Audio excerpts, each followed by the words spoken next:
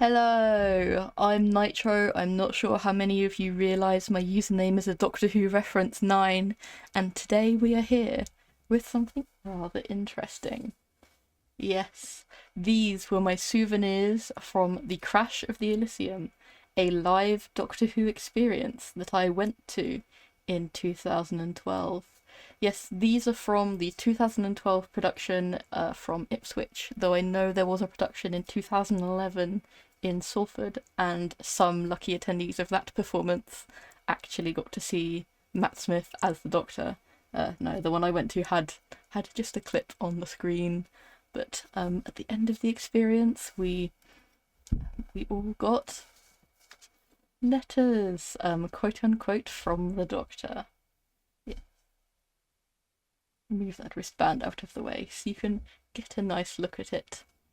I am very excited about this because I've taken a photo of this letter before and put it on my Tumblr, which was then found by whoever runs the Doctor Who wiki, and my photo of this letter is the sole source for this story's existence on the Doctor Who wiki. Nobody else has taken photos of their letters, which I'm quite proud of my one contribution to the Doctor Who wiki. Let's try and bring it closer here so you can take a look.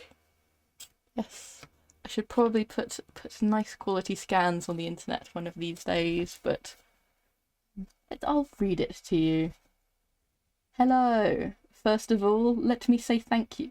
Let me sing it from the rooftops, shout it from the valleys, and yell it from the street corners. Or in this case, write it down for you in a nice little letter. What you have done today has made the world a bit safer, the universe a bit brighter, and me a lot less deader. Love that. Love not being dead so much. And what an amazing adventure we've all shared. The Weeping Angels. Who remembers the Weeping Angels? Scary, her. And Captain Solomon and Corporal Albright, weren't they brilliant? I'm not sure if I can even pick which one's my favourite. And the Elysium. Who'd have thought a ship so beautiful could cause so much trouble? Oh, it's always the pretty ones you have to look out for. Speaking of which, what about Dolly? Remember her? She did amazing things in her time, so long ago, before you were even born. But I still look up at the moon sometimes and think about her. And now, maybe you will too.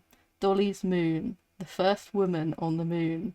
Accidentally. We'd meant to go to Bognor, but that's a whole other story.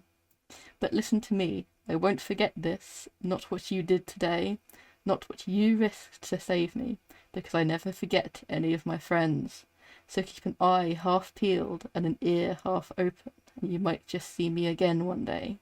The next time you spot a shadow out of place, or hear a knock on the ceiling that shouldn't be there, or almost just notice something from the corner of your eye, then stop, think, and smile to yourself. Because it could be me checking up on you. Oh, and enjoy your birthday next year. It'll be amazing. I remember it well. Did you see me looking through the window?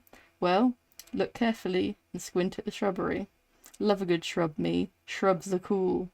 And thank you again from the bottom of my heart. With love, the Doctor.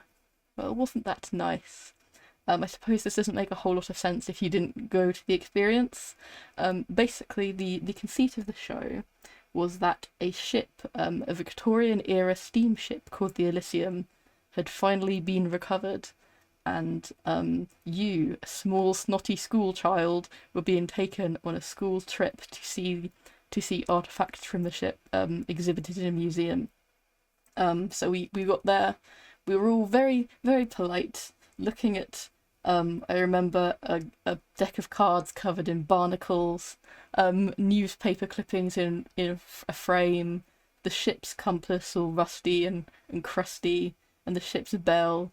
And then all of a sudden an alarm goes out and unit soldiers run into the museum exhibit and drag you kids off to a room where we had to put on hazmat gear.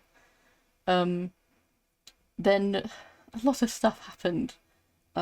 Captain Solomon and Corporal Albright, those were the unit characters who were escorting the children on this adventure, and Dolly was an off-screen companion of the 11th Doctor.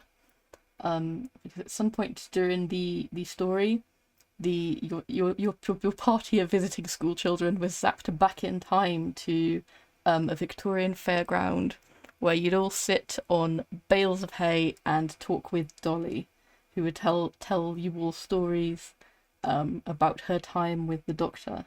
And yes, there were weeping angels, quite an easy monster to do because they're just statues. At one point, you had to run through a corridor that was full of fake smoke machine smoke and flashing lights, and avoid the weeping angel statues that were littered around, and not to blink, which was very exciting. This was like probably the school trip I went on that I remember most fondly, and it was such a unique experience, and it makes me wish they'd do more things like this. Doctor Who and immersive experiences seem to just, it's a property that gels with this type of theatre very well. And if they ran any of these experiences in my area that adults could go to, I would happily go again. Here's the wristband here. As you can see, I was number 11 in my group, which made me feel a bit special because the 11th Doctor was the Doctor at the time, and I was 11 years old when I went on this trip. So being number 11 made me feel a bit special in the group. So I hope you have enjoyed this little episode of Nitro and Knick-Knacks, or whatever it is I'm calling this series.